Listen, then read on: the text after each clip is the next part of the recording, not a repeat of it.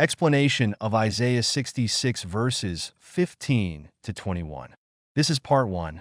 Isaiah 66 verses 15 to 17.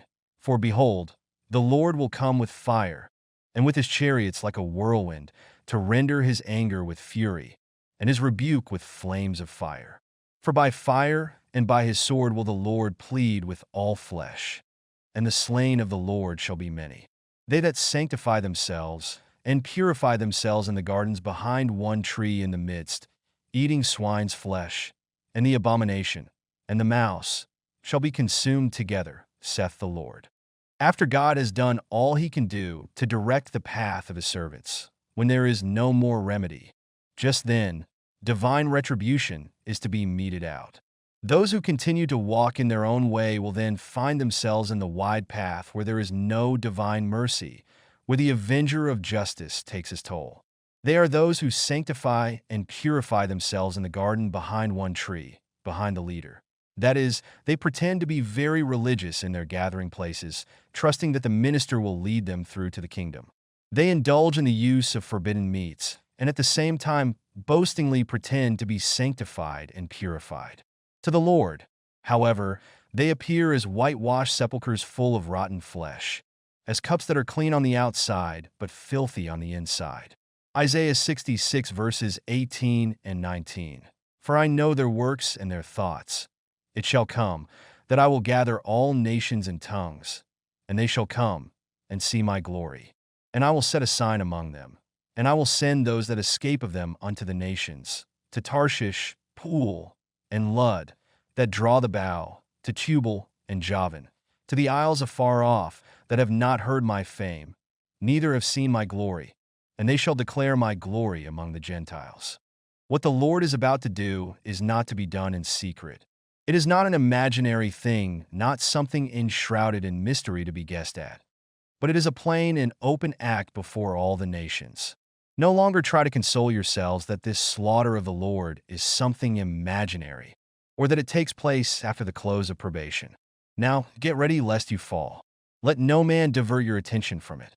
The verse we just read explains that those who escape the Lord's sword will he send to the Gentiles, to those who have not heard his fame or seen his glory, and they shall declare his glory among the Gentiles.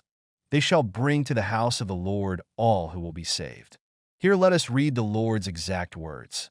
Now to their own destruction, men argue that this is a spiritual slaughter. What is a spiritual slaughter?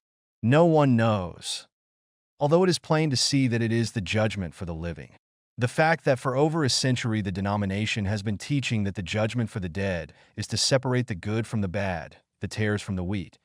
Their foolish arguments now prove that they are not only ignorant of it, but even so blind, Revelation 3 verse 17, that even after told and shown what it is they cannot see it. Although they claim to know that the judgment is to separate the wheat from the tares, the good from the bad, that it is to cleanse the sanctuary by blotting out the names of the bad and the sins of the good, they do not admit that this strange act of God is nothing less than the judgment for the living in the house of God. 1 Peter 4 verse 17. The cleansing of the sanctuary, Daniel 8 verse 14. The purification of the church, Testimonies, Volume 5, page 80. The cleansing of the temple, Malachi 3 verses 1 to 3. No longer try to console yourselves that this slaughter of the Lord is something imaginary, or that it takes place after the close of probation. Now, get ready lest you fall. Let no man divert your attention from it. The verse we just read explains that those who escape the Lord's sword will he send to the Gentiles, to those who have not heard his fame or seen his glory, and they shall declare his glory among the Gentiles. They shall bring to the house of the Lord all who will be saved. Here let us read the Lord's exact words. Isaiah 66 verses 20 and 21.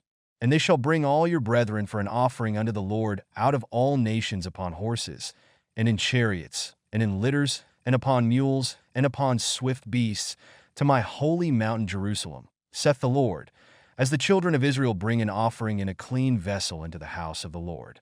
And I will also take of them for priests and for Levites, saith the Lord.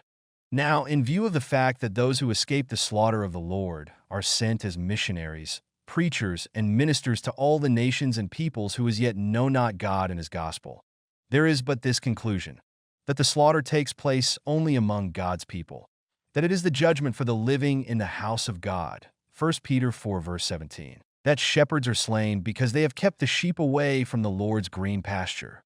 Present truth, that the faithful laity take their places, that then the church, bright as the sun, fair as the moon, and terrible as an army with banners, goes forth into all the world, conquering and to conquer. Thus is the gospel work finished and the wicked world brought to an end. Only those who have withstood temptation in the strength of the Mighty One will be permitted to act a part in proclaiming it. Third angel's message, when it shall have swelled into the loud cry. The Review and Herald, November 19th, 1908. We have been inclined to think that where there are no faithful ministers, there can be no true Christians, but this is not the case. God has promised that where the shepherds are not true, he will take charge of the flock himself. God has never made the flock wholly dependent upon human instrumentalities. But the days of purification of the church are hastening on apace. God will have a people pure and true. In the mighty sifting soon to take place, we shall be better able to measure the strength of Israel. The signs reveal that the time is near when the Lord will manifest that his fan is in his hand, and he will thoroughly purge his floor. Testimonies, Volume 5, page 80.